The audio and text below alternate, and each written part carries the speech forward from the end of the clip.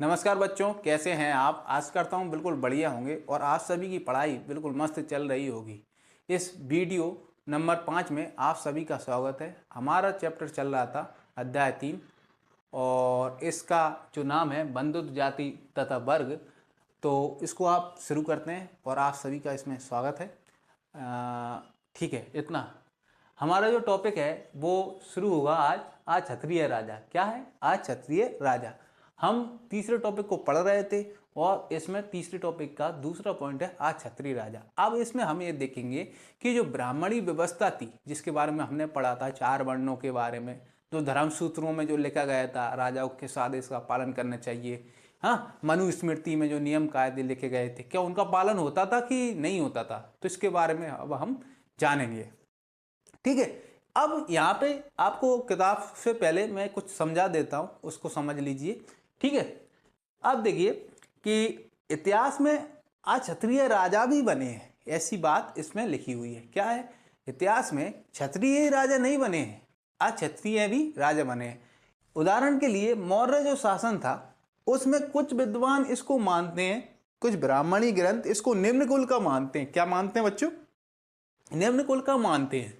ठीक है, और कुछ बौद्ध ग्रंथ मौर्य वंश को क्या है? क्षत्रिय कुल का मानते हैं। अब इसमें से जो ब्राह्मणी ग्रंथ हैं वो क्या मानते हैं? इसको निम्न कुल का। अब इनको क्या है? मौर्य वंश में शासन करने वाला कौन होना चाहिए? तो इनके अनुसार, ब्राह्मणों के अनुसार क्षत्रिय होना चाहिए था, लेकिन शासन कौन कर रहा है? निम्न कुल का। ठीक है, तो इनके जो धर्म सूत्र में जो नियम कायदे उसका पालन नहीं किया गया है यहाँ पे। ठीक है, और इनके नीचे जो काम करते थे शुंग और कर्णम, वो जाति से ब्राह्मण थे, पर वो इनकी सामंतगिरी करते थे। सामंत थे, इनके छोटे दर्जे के राजा थे इनकी अंडर में। और बाद में जब इनका शासन खत्म हुआ मौर्य वंश का, तो क्या ये क्या बन गए? शासक बन गए थे शुंग और कर्णम। हाँ, तो ये ब्राह्मण होते हुए इन्होंने क्षत्रिय धर्म का पालन किया, तो वर्ण व्यवस्था यहाँ पे फॉलो करी गई क्या है? नहीं करी गई ना? नहीं करी गई। यहां पे वर्ण व्यवस्था को फॉलो नहीं किया गया। ठीक है, शुंग और कर्णम जाति से तो ब्राह्मणी कुल के थे, जो मौर्य वंश के सामंत और उत्तराधिकारी रहे हैं, लेकिन जाति से ब्राह्मण होने के बावजूद भी इन्होंने क्षत्रियों जैसा शासन किया। ठीक है, यहाँ पे इस उदाहरण से हमको पता चला कि जो अक्षत्रिय राजा हुए थे और क्षत्रिय राजा नहीं बने, इनमें से ब्राह्मण और निम्न कुल के भी राजा बने हैं। और देखिए, शक शासक, शक आने को तो कहां से आए थे? विदेशों से आए थे। इसको समझने से पहले आप इस मैप को देख लीजिए जो स्क्रीन पे दिख रहा है। इसमें सातवाहनों का शासन और शक शासकों का शासन दिख रहा होगा, उसको देख लीजिए। हाँ, ठीक है, देख लिया होगा। अब यहाँ पे देखिए, शक शासक, हाँ, शक शासक कहां से आए थे? मध्य एशिया से भारत आए थे, ये अपने देश के नहीं थे। शकों ने भारतीय भूमि पर राज्य किया था। ठीक है, हाँ, अब ब्राह्मण इनको कहते थे, शकों को क्या कहते थे? मलेच्छ कहते थे, बर्बर कहते थे। बर्बर मतलब जानवर जैसा। और अन्य देशीय, कैसा? दूसरे देश का कहते थे। किनको? शकों को। हाँ, बात समझ में आई? ठीक है, इतनी बात समझ में आई। अब दूसरी सदी के टाइम पे रुद्र नाम का एक शासक था, शक। उसने क्या किया? गुजरात में एक सुदर्शन झील का निर्माण कराया। ठीक है, निर्माण नहीं कराया, उसका जीर्णोद्धार फिर से कराया। क्या कराया? जीर्णोद्धार फिर से कराया। और इससे पहले सम्राट जो मौर्य वंश थे उनके सामंतों ने इसको बनवाया था। ठीक है, जनता की भलाई के लिए। बाद में इसका जीर्णोद्धार किसने कराया? शक शासक रुद्रदामन ने। तो गुजरात के सुदर्शन सरोवर का जीर्णोद्धार कराया। अब जो एक उद्धार कराया, क्या विदेशी संस्कृति में ये चीज शामिल थी? नहीं, ये विदेशी संस्कृति में शामिल नहीं थी कि जनता को उद्धार हो, जनता को क्या पानी पीने को मिले, हाँ, उनके लिए सरोवर की व्यवस्था करना, ये तो भारतीय संस्कृति में थी। तो पर इन्होंने इसका पालन किया। ये मलेच्छ होते हुए, बर्बर होते हुए, अन्य देशी होते हुए ये संस्कृति का पालन किया। ठीक है, और ये विदेशी होते हुए शासक बने, ये क्षत्रिय नहीं थे। इनके अनुसार ये निम्न कुल में रखे गए थे, ब्राह्मणों के अनुसार इन्होंने भी शासन किया। तो यहाँ पर भी जो ब्राह्मणी सूत्रों में जो बात लिखी गई थी वो पूर्णतः सही नहीं हुई, उसको माना नहीं गया है। ठीक है, और क्या देखें? हाँ, सातवाहनों के बारे में और देख लीजिए। सातवाहन शासक, आपने मैप में देखा हुआ इन्होंने किस क्षेत्र में शासन किया? तो सातवाहन शासक ब्राह्मण कुल के थे। ये खुद कहते थे कि हम ब्राह्मण कुल के हैं। हाँ, और इन्होंने अब ये ब्राह्मण कुल के होते हुए भी इन्होंने शासन किया, ये थोड़ी क्षत्रिय थे। अब इन्हीं में एक शासक था गौतमी पुत्र श्री सातकर्णी। तो गौतमी पुत्र श्री सातकर्णी ने क्या कहा, अपने आप को क्षत्रियों को दर्प हनन करने वाला कहा। हाँ, अब ये क्षत्रियों को दर्प हनन करने वाले व्यक्ति थे और इन्होंने अपने राज्य में चारों वर्णों के बीच विवाह संबंध होने पर भी रोक लगाई। लेकिन खुद ने क्या किया, अपने पारिवारिक रिश्ते किनसे बनाए, शक शासकों से, जो कि ब्राह्मणों की नजर में कैसे थे, मलिक्ष बर्बर अन्य देशीय थे। इतनी बात समझ में आई। हाँ, तो यहाँ पे ब्राह्मणी जो सूत्रों में जो चीजें लिखी गई थी, क्या उसका पूर्णतः पालन हो रहा था कि नहीं हो रहा था। हाँ, जो ब्राह्मणों में 4 वर्ग बांटे थे, क्या उसका पालन हो पा रहा था कि नहीं हो पा रहा था, नहीं हो पा रहा था। यहाँ पे सब अपनी अपनी आवश्यकता के अनुसार हो रहा था।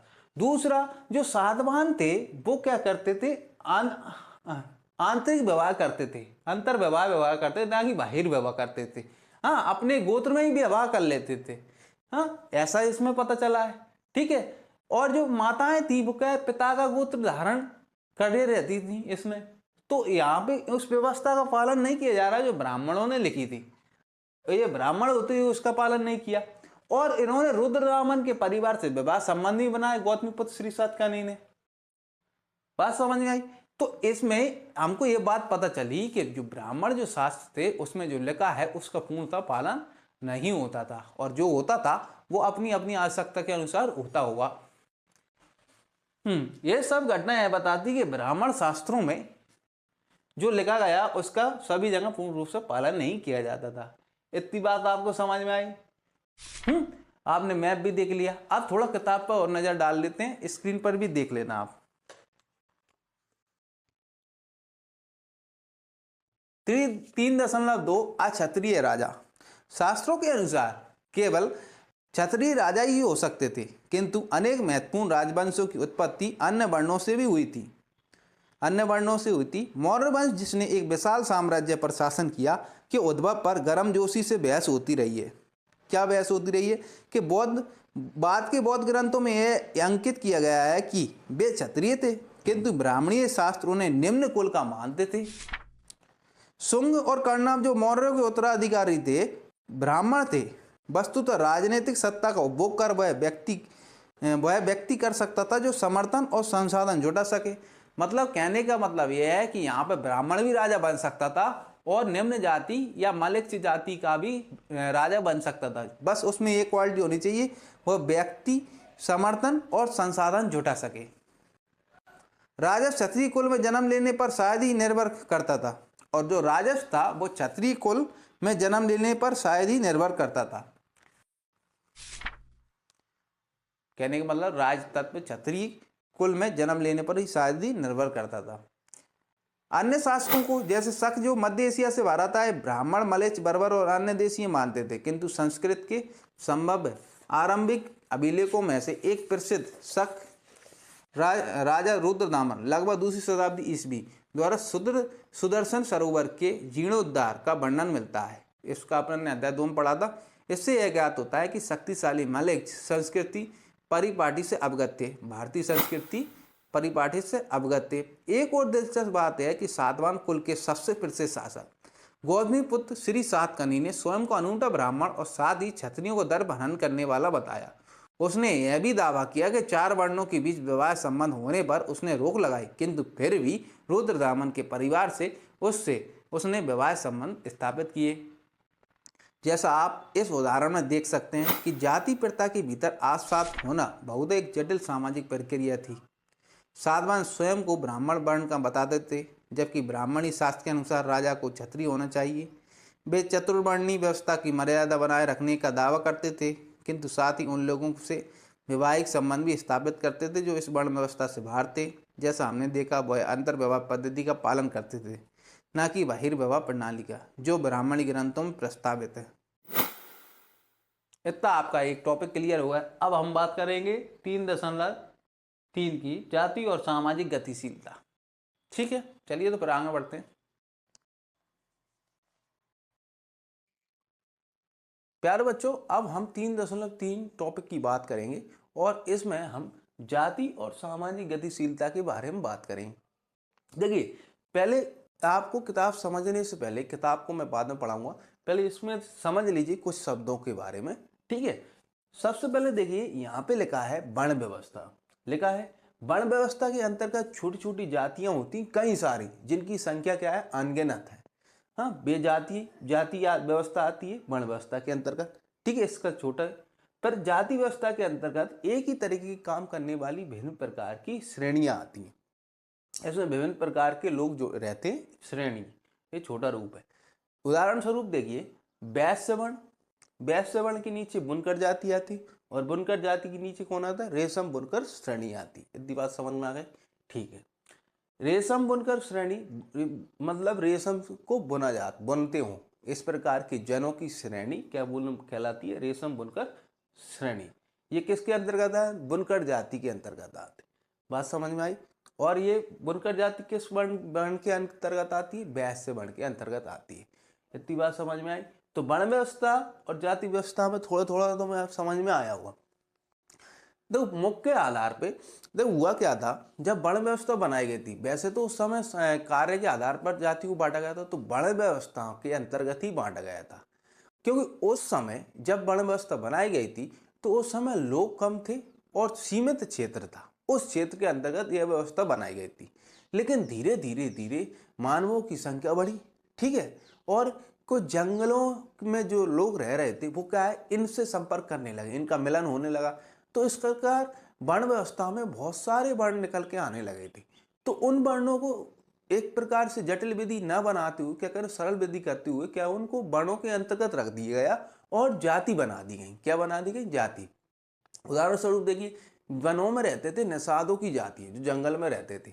ठीक है, अब ये जंगल काटे जाने लगे, तो ये बाहर निकल कर राज्यों में रहने लगे। अब राज्यों शहरों में रहेंगे तो इनका अन्य लोगों से संपर्क होगा, अन्य वर्णों के लोगों से संपर्क होगा। तो इन्होंने क्या किया, जो ब्राह्मण थे उन्होंने ये क्या किया कि इनकी अलग अलग जातियां बना दी, और इन जातियों को किसके अंतर्गत रख दिया, वर्णों के अंतर्गत रख दिया। मतलब जो लड़ाई झगड़े करने, मतलब लड़ाई करने वाले, युद्ध लड़ने वालों की जितने भी प्रकार के लोग हैं, उन्हें क्या बना दिया, क्षत्रिय बना दिया। हाँ, जो ब्राह्मणी कर्म करने वाले थी, उस प्रकार की जितनी भी जाति थी, उसको किस में रख दिया, ब्राह्मणी वर्ण में रख दिया। ठीक है, और क्या कर दिया, जो शूद्र वर्ग थे, है ना, शूद्र में जितने भी शूद्र प्रकार के वर्ग थे जो जंगलों से आए थे, हाँ, तो उन सभी की जातियों किस में रख दिया, शूद्र वर्ण में रख दिया है। इस प्रकार इनको रख दिया गया है, किनको, जातियों को वर्णों के अंतर्गत रख दिया गया है। देखिए, ब्राह्मण, क्षत्रिय, वैश्य, शूद्र, ये 4 वर्ण हैं, और इसी के अंतर्गत इनके कर्म के आधार पर जो जो जातियां थी, हाँ, इनके अंतर्गत समा दी गई। इतनी बात समझ में आई। ठीक है, वर्ण व्यवस्था। अब देखो, वर्ण व्यवस्था तो मैं समझ में, वर्ण के 4 थे। अब जाति व्यवस्था को, जातियों की संख्या अनगिनत है। मैंने बताया कि जाति कई सारी हैं। अगर आप लोग अपने दोस्तों के नाम पूछो तो उनकी अलग अलग जातियां बताएंगे, वो बहुत सारी जातियां। हाँ, ऐसे मुस्लिम धर्म में भी कई प्रकार के लोग रहते हैं, जाति पठान वगैरह। हाँ, तो ऐसे ही अलग अलग जातियां रहती हैं। एक जैसी जातियों को एक वर्ण में रखा गया है। क्या क्या रखा गया है, एक ही जैसी जातियों को किस में रखा गया है, एक वर्ण में रखा गया है। जातियों को वर्गीकरण श्रेणी में कर दिया गया है, और जो जातियों को और वर्गीकरण किस में किया, श्रेणियों। इसमें जैसे रेशम बुनकरों की श्रेणी, बुनकर एक जाति है, और बुनकर के अंतर्गत जो रेशम को बुनते हैं, तो वो क्या कहलाए, रेशम बुनकर श्रेणी कहलाए। इतनी बात समझ में आ गई आपको। ठीक है, हाँ। अब एक और चीज देख लीजिए, ये गुजरात का लाट है और ये मंदसौर है। मध्य प्रदेश में मंदसौर पड़ता है, और ये गुजरात क्षेत्र में पड़ने वाला लाट क्षेत्र। हाँ, और ये सूर्य मंदिर है। अभी इसमें आएगा एक अभिलेख आएगा, उसको बताएंगे कि उस समय एक श्रेणी थी, कौन सी, रेशम बुनकर श्रेणी। उसने क्या है, यहाँ से ट्रैवल कर गई, वो निकल के कहाँ गई, इस वाले क्षेत्र में पहुंची, मंदसौर वाले क्षेत्र में। और वहां पर उसने सूर्य मंदिर को दान दिया, और दान देने के पश्चात जो अभिलेख मिला उसकी जानकारी मिलती है। अब इसको अपन क्या है, किताब से समझ लेते हैं। जाति व्यवस्था भी समझी और वर्ण व्यवस्था भी अपन ने समझी। अभी वर्तमान में वर्ण व्यवस्था किस रूप में देखा जाता है और जाति व्यवस्था किस रूप में देखा जाता है, तो वो भी आप अपने मन में समझ गए होंगे। अब एक और चीज देखिए, अब थोड़ा किताब को और देख लेते हैं, किताब में क्या दिया है। आप सब स्क्रीन पर फोकस कीजिए।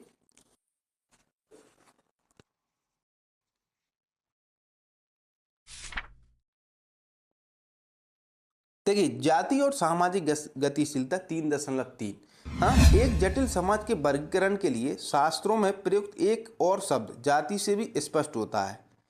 ब्राह्मणीय सिद्धांत में वर्ण की तरह जाति भी जन्म पर आधारित थी, किंतु वर्ण जहाँ मात्र 4 थे, वहीं जातियों की कोई निश्चित संख्या नहीं थी, अनगिनत थी।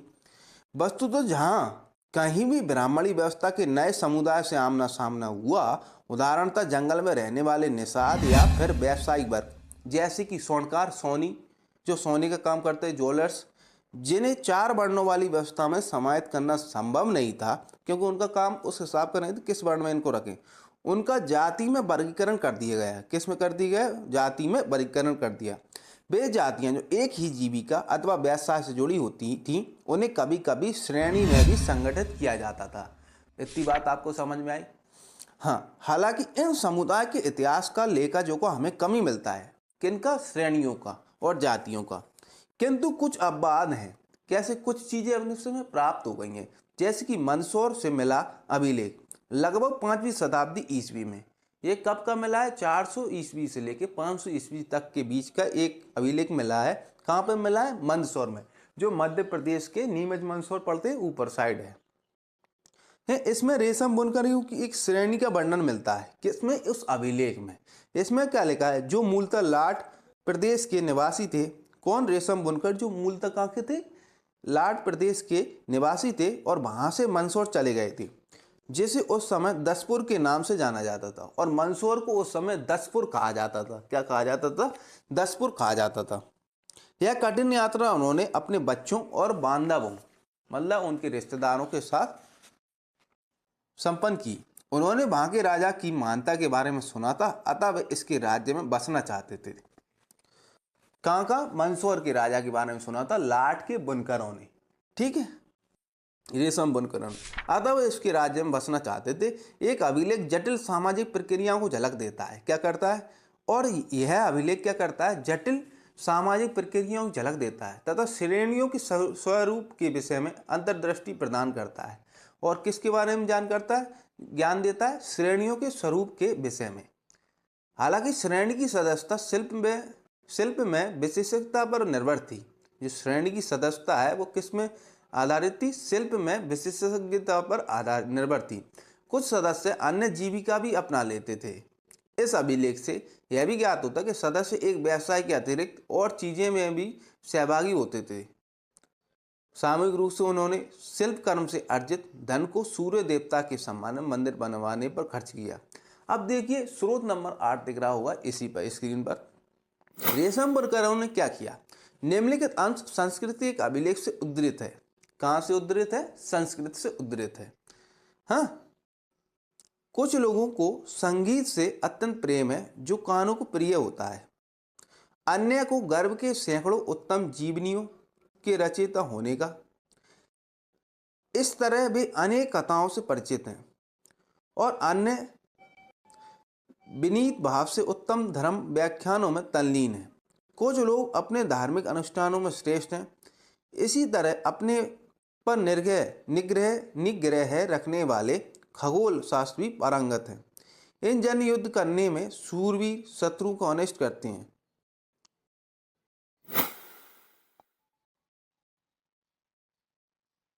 ठीक है, ये देख लिया आपने। अब देखिए वणिकों की स्थिति। संस्कृत के ग्रंथ और अभिलेखों में व्यापारियों के लिए वणिक शब्द का प्रयोग किया जाता है। हालांकि शास्त्रों में व्यापार की वैश्यों की जीविका बताया गया है और अन्य स्रोतों में अधिक जटिल परिस्थिति देखने को मिलती है। जैसे शूद्रक के नाटक मृक्षकटिकम। एक शूद्रक नाम का एक व्यक्ति था, उसका नाटक आया था मृक्षकटिकम। यह लगभग 4वीं शताब्दी ईस्वी में है। इसमें एक नायक था, मतलब हीरो था, चारुदत्त, को ब्राह्मण बणिक बताया गया है। क्या बताया गया? ब्राह्मण बणिक बताया है। ब्राह्मण है और क्या है? बणिक बताया है। बणिक में व्यापारी है। 5वीं शताब्दी ईस्वी के एक अभिलेख में 2 भाइयों को क्षत्रिय बणिक कहा गया है, जिन्होंने एक मंदिर के निर्माण के लिए धन दिया। तो ये एक प्रकार की जटिलता को आपको दिखा रहा है। ठीक है, इसमें ये आपका टॉपिक हो गया कंप्लीट। ठीक है, अब अगले टॉपिक पर चलते हैं। प्यारे बच्चों, अब हम बात करेंगे 3.4 टॉपिक की, और इस टॉपिक में कुछ समझने वाली बात बोर्ड पे नहीं है कि अगर बोर्ड पे समझाया जाए, इसको हम किताब से रीड करेंगे। चलिए तो पर किताब से रीड करते हैं और समझने की कोशिश करते हैं। 4 वर्णों के परे एकीकरण 3.4। उपमहाद्वीप में पाई जाने वाली विविधताओं की वजह से यहाँ हमेशा से ऐसे समुदाय रहे हैं जिन पर ब्राह्मणीय विचारों का कोई प्रभाव नहीं पड़ा। सांस्कृतिक साहित्य में जब ऐसे समुदाय का उल्लेख आता है तो उन्हें कई बार विचित्र, असभ्य और पशुवत चित्रित किया जाता है। देखिए, भारत विविधताओं से भरा हुआ है और इस भारतीय उपमहाद्वीप में कई ऐसे लोग थे जो ब्राह्मणी पद्धति से अछूते रहे हैं। हाँ, जंगलों में निवास करते थे, कई पहाड़ों के गर्तों में रहते थे, खाइयों में रहते थे। इस प्रकार के आदिवासी लोग, हाँ, जो क्या है, ब्राह्मणी व्यवस्था के संपर्क में नहीं आए हैं, तो वो ब्राह्मणों के जब सामने होते थे, उनका मेल होता था, तो उनसे ये क्या कहते थे, असभ्य कहते थे, पशुवत कहते थे या विचित्र कहते थे। इनका बखान किसमें किया है? ब्राह्मणी ग्रंथों में इस टाइप से किया गया है। ठीक है, ऐसे कुछ उदाहरण वन प्रांतर में बसने वाले लोगों के हैं जिनके लिए शिकार और कंदमूल होता है, जड़ वगैरह खाते हैं। वो कंद मतलब या तो तना या मूल खाते हैं। हाँ, जड़, जो पौधों की जड़ और तने खाते हैं, जैसे शकरकंद वगैरह। हाँ, तो संग्रह करना और जीवन निर्वाह का महत्वपूर्ण साधन था। मतलब जो जंगली रहते हैं, जंगल से प्राप्त वस्तु से अपना जीविका का वहन करते हैं। निषाद वर्ग, जो निषाद भी एक जंगली है, रामायण में भी आपने निषाद के बारे में सुना होगा। निषाद वर्ग जिससे एकलव्य जुड़ा माना जाता था, इसी का एक उदाहरण है एकलव्य की कहानी अपन ने पहले पढ़ी और निषाद वर्ग से भी वह जुड़ा था। यायावर पशुपालकों के समुदाय को भी, यायावर वो पशुपालक होते हैं जो घूमने फिरने वाले होते हैं, एक स्थान से दूसरी जगह जाते हैं। जैसे बकरी चलाने वाले, ऊँट चराने वाले ऊँटों को लेकर एक स्थान से दूसरे स्थान पर जाते हैं। यायावर पशुपालकों के समुदाय को भी शंका की दृष्टि से देखा जाता था, क्योंकि उन्हें आसानी से बचे हुए कृषि कर्मियों के सांचे के अनुरूप नहीं डाला जा सकता था। उनकी तुलना कृषि कर्मियों से नहीं करी जा सकती थी। उनको ना तो कृषक कहा जा सकता था।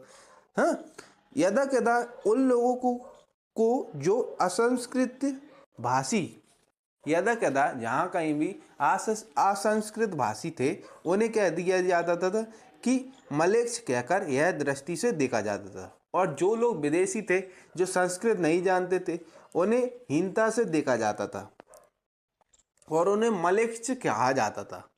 किंतु इन लोगों के बीच विचारों और मतों का आदान प्रदान होता रहा है। जब विचारों और मतों का आदान प्रदान हुआ तो इसके साथ संस्कृति का भी आदान प्रदान हुआ है।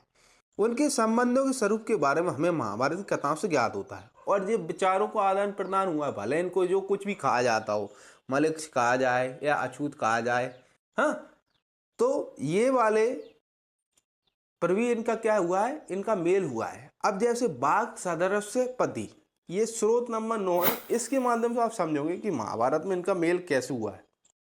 ठीक है, देखिए, पांडव जब गहन वन में गए थे, है ना, पांडव जब जंगल में गए थे, उस समय की ये कहानी है। हाँ, तो देखिए इसमें क्या होता है। यह सारांश महाभारत के आदि पर्वन से उद्धृत कहानी का है। मतलब महाभारत शुरुआती कहानी से है। और इसमें क्या लिखा है, देखिए, पांडव गहन वन में चले गए थे, मतलब घने जंगल में चले गए थे, थक कर वे सो गए। केवल द्वितीय पांडव, जो दूसरे नंबर के पांडव थे, बड़े भीम, जो अपने बल के लिए प्रसिद्ध थे, जो बड़े बलशाली थे, रखवाली करते रहे। एक नरभक्षी राक्षस को पांडवों की मानुष गंध ने विचलित किया और एक राक्षसी थी नरभक्षी, है, जो मतलब नरों को खाने वाली एक राक्षसी थी। तो राक्षस को पांडवों की मानुष गंध ने विचलित किया और उसने अपनी बहन हिडम्बा को उन्हें पकड़कर लाने के लिए भेजा। हाँ, एक राक्षस था और उसकी बहन थी हिडम्बा। हाँ, तो राक्षस को किसकी बदबू आ रही थी, खुशबू आ रही थी, नरों की खुशबू आ रही थी। हाँ, वो नर को खाता था। हाँ, राक्षस प्रवृत्ति का था। तो उसने अपनी हिडम्बा बहन को भेजा कि इनको जाके पकड़ के लेके आओ। ठीक है, हिडम्बा भी एक राक्षसी थी, को उन्होंने पकड़कर लाने के लिए भेजा। हिडम्बा भीम को देखकर मोहित हो गई मतलब उससे प्रेम करने लगी और एक सुंदर स्त्री के वेश में उसने भीम से विवाह का प्रस्ताव किया और अपना सुंदर रूप धारण किया और भीम से क्या किया, विवाह का प्रस्ताव लेके पहुंची, जिससे जैसे उन्होंने अस्वीकार कर दिया। और किसने इसको अस्वीकार कर दिया? भीम ने इसको अस्वीकार कर दिया, मतलब माना नहीं। इसी बीच राक्षस वहां गया और उसने भीम को मल्ल युद्ध के लिए ललकारा। मल्ल युद्ध होता है एक प्रकार के दो आदमी हाथों हाथ लड़ाई लड़े। भीम ने उसकी चुनौती को स्वीकार किया और उसका वध कर दिया। शोर सुनकर अन्य पांडव जाग गए। हिडिंबा ने उन्हें अपना परिचय दिया और भीम के प्रति अपने प्रेम से उन्हें अवगत कराया और जो घर के लोग थे उनको अवगत कराया।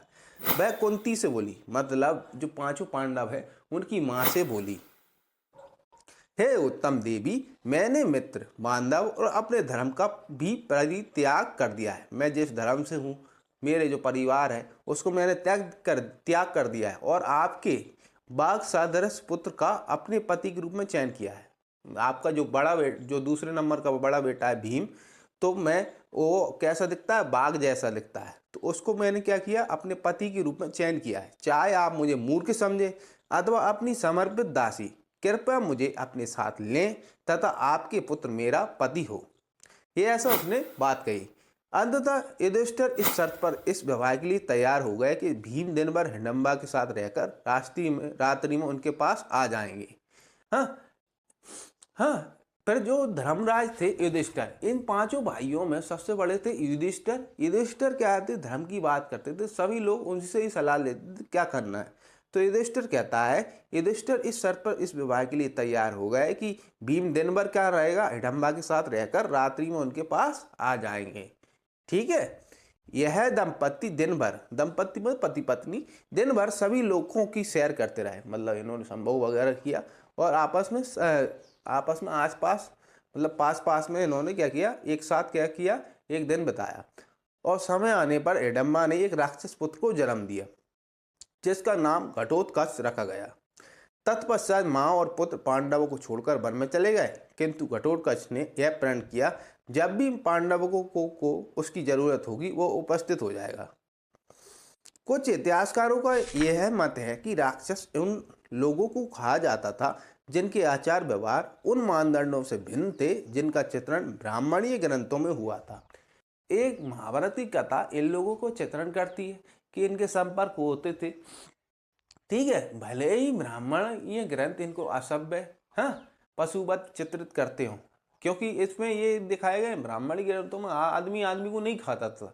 ये क्या खाते थे? आपस में एक दूसरे को खा जाते थे, मतलब नरों को खाते थे, मानुष को खाते थे, मानुष का मांस खाते थे। इस प्रकार की जानकारी मिलती है। ठीक है, इतना आपको समझ में आ गया होगा। अब रहा है आपका 3.5 टॉपिक, 4 वर्णों के परे अधीनता और संघर्ष। ठीक है,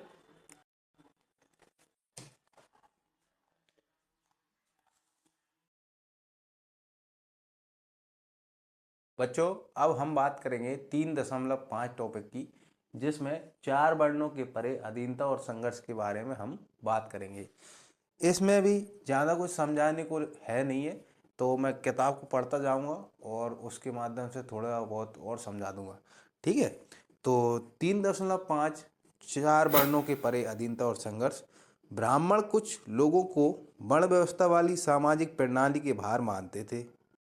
साथ ही उन्होंने समाज के कुछ वर्गों को अस्पृश्य घोषित कर सामाजिक वैमनस्य को और अधिक प्रखर बनाया। अस्पृश्य मतलब टच न करना, हाँ, अनटचेबल। ब्राह्मणों को यह मानना था कि कुछ कर्म, कुछ काम, खासतौर से वे जो अनुष्ठानों के संपादन से जुड़े थे। अनुष्ठान मतलब जैसे कि यज्ञ, पूजा वगैरह, कुछ भी काम पुनीत और पवित्र थे। कैसे थे? पुनीत थे और पवित्र थे।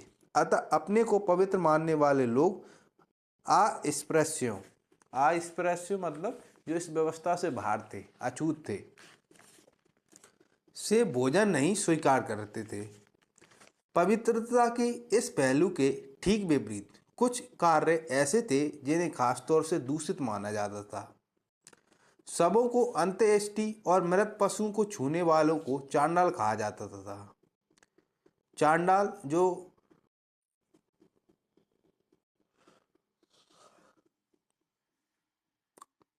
चांडाल जो कब्रिस्तान में काम करते हैं, ठीक है, उन्होंने वर्ण व्यवस्था वाले समाज में सबसे निम्न कोटि में रखा जाता था। उन्हें किस में रखा जाता था? निम्न कोटि में। वे लोग जो स्वयं को सामाजिक क्रम में सबसे ऊपर मानते थे, इन चांडालों को का स्पर्श यहाँ तक कि उन्हें देखना भी अपवित्रकारी मानते थे। मनुस्मृति में चांडालों के कर्तव्यों की सूची मिलती है। उन्हें गांव के बाहर रहना होता था। वे फेंके हुए बर्तनों का इस्तेमाल करते थे, मरे हुए लोगों के वस्त्र तथा लोहे के आभूषण पहनते थे। रात्रि में वे गांव और नगरों में चल फिर नहीं सकते थे।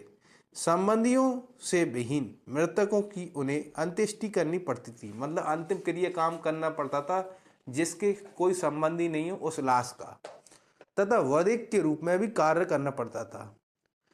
वधिक मतलब एक जगह दूसरे के यहाँ काम करना। चीन से आए बौद्ध भिक्षु फासियान का कहना है, जो कब आया था? लगभग 5वीं शताब्दी ईस्वी के समय आया था, कि आए स्पर्श को सड़क पर चलते हुए करताल बजाकर अपने होने की सूचना देनी पड़ती थी, जिससे अन्य जन उन्हें देखने के दोष से बच जाएं। एक और चीनी यात्री सोएन त्यांग लगभग 7वीं शताब्दी ईस्वी के समय आया था, हर्षवर्धन के समय, कहता है कि बधिक और सफाई करने वालों को नगर से बाहर रहना पड़ता था। आप ब्राह्मणी ग्रंथों में चित्रित चांडालों के जीवन का विश्लेषण करके इतिहासकारों ने यह जानने का प्रयास किया कि क्या चांडालों ने शास्त्रों में निर्धारित अपने हीन जीवन को स्वीकार कर लिया था। यदा कदा इन ग्रंथों के चित्रण और ब्राह्मणी ग्रंथ में हुए चित्रण में समानता है, परंतु कभी कभी हमें एक भिन्न सामाजिक व्यवस्था का भी संकेत मिलता है। ये सारी चीज़ें किस में लिखी गई है? ब्राह्मणी ग्रंथों के से मिलता है ऐसी जानकारी, लेकिन जिसमें दूसरा पक्ष कैसा है, अन्य कथाओं से मिलता है, जैसे बौद्ध धर्म की, तो उसको भी हम पढ़ेंगे। ये आपका स्रोत नंबर 10 है, उसको देखकर हम इसका अनुमान लगाएंगे। स्रोत नंबर 10 और देखिए स्क्रीन पर, बोधिसत्व एक चांडाल के रूप में एक जातक कथा है। इसको देखते हैं। क्या चांडालों ने अपने को समाज के सबसे निचली श्रेणी में रखे जाने का प्रतिरोध किया, विरोध किया, या अपने को इस व्यवस्था का विरोध किया? यह कहानी पढ़िए जो पाली में लिखी मातंग जातक से ली गई है। ये कहानी किससे ली गई है? पाली में लिखे हुए मातंग जातक से ली गई है। जातक कथाओं की बात है, जातक थे, उनमें बौद्ध धर्म से संबंधित है। इस कथा में बोधिसत्व पूर्व जन्म में बुद्ध एक चांडाल के रूप में चित्रित हैं। क्या है? बोधिसत्व कौन है? पूर्व जन्म में बुद्ध एक चांडाल के रूप में चित्रित है। एक बार बोधिसत्व ने बनारस नगर के बाहर एक चांडाल के पुत्र के रूप में जन्म लिया। उनका नाम मातंग था। एक दिन वे किसी कार्यवश नगर में गए और वहां उनकी मुलाकात दित्य मांगलिक नामक एक व्यापारी की पुत्री से हुई। उन्हें देखकर वह चिल्लाई, मैंने कुछ अशुभ देख लिया है। यह कहकर उसने अपनी आंखें धोई। उसके क्रोधित सेवकों ने मातंग की पिटाई की। विरोध में मातंग व्यापारी के घर के दरवाजे के बाहर जाकर लेट गए। 7वें रोज घर के लोगों ने बाहर आकर दित्य को उन्हें सौंप दिया। दित्य उपवास से क्षीण हुए मातंग को लेकर चांडाल बस्ती में आई। घर लौटने पर मातंग ने संसार त्यागने का निर्णय लिया। अलौकिक शक्ति हासिल करने के उपरांत वह बनारस लौटे और उन्होंने दित्य से विवाह कर लिया। मांडव कुमार नामक उनका एक पुत्र हुआ। बड़े होने पर उसने तीनों वेदों का अध्ययन किया तथा प्रत्येक दिन वह 16,000 ब्राह्मणों को भोजन कराता था। एक दिन फटे वस्त्र पहने तथा मिट्टी का भिक्षा पात्र हाथ में लिए मातंग अपने पुत्र के दरवाजे पर आए और उन्होंने भोजन मांगा। मांडव्य ने कहा कि वे एक पतित आदमी प्रतीत होते हैं, अतः भिक्षा के योग्य नहीं है। भोजन ब्राह्मणों के लिए है। मातंग ने उत्तर दिया, जिन्हें अपने जन्म पर गर्व है पर अज्ञानी हैं, वे भेंट के पात्र नहीं है। इसके विपरीत जो लोग दोषमुक्त हैं वे भेंट के योग्य हैं। मांडव ने क्रोधित होकर अपने सेवकों से मातंग को घर से बाहर निकालने को कहा। मातंग आकाश में जाकर अदृश्य हो गए। जब दित्य मांगलिक को इस प्रसंग के बारे में पता चला तो वह उनसे माफी मांगने के लिए उनके पीछे आई। मातंग ने उनसे कहा कि वह उनके भिक्षा पात्र में बचे हुए भोजन का कुछ अंश मांडव्य तथा ब्राह्मणों को दे दे। इस कथा में उन तत्वों को अंकित कीजिए कि जिससे यह ज्ञात हो कि मातंग के नजरिए से लिखे गए थे। इस प्रकरण से में कौन से स्रोत हैं जिनसे यह ज्ञात होता है कि लोग ब्राह्मणों द्वारा बताई गई जीविका का अनुसरण करते थे, और कौन से स्रोत हैं जिनसे अलग अलग संभावनाएं की जानकारी मिलती है? इन दोनों का अंतर आप कर सकते हैं। तो यहाँ तक आपका 3 टॉपिक कंप्लीट हो गया है, और अब हम अगली वीडियो में जो आपका चौथा टॉपिक उठाएंगे, इस चौथी हेडिंग उठाएंगे। ठीक है, इसमें एक और देख लीजिए, 3.6 चित्र है। एक भिक्षु का चित्र है, जो पत्थर की मूर्ति कहाँ से मिली? गांधार, अफगानिस्तान वाले क्षेत्र से, अफगानिस्तान पाकिस्तान वाले क्षेत्र से, लगभग 3वीं शताब्दी ईस्वी की। इसमें देख लीजिए। ठीक है, बाकी अब मिलते हैं अगली वीडियो में।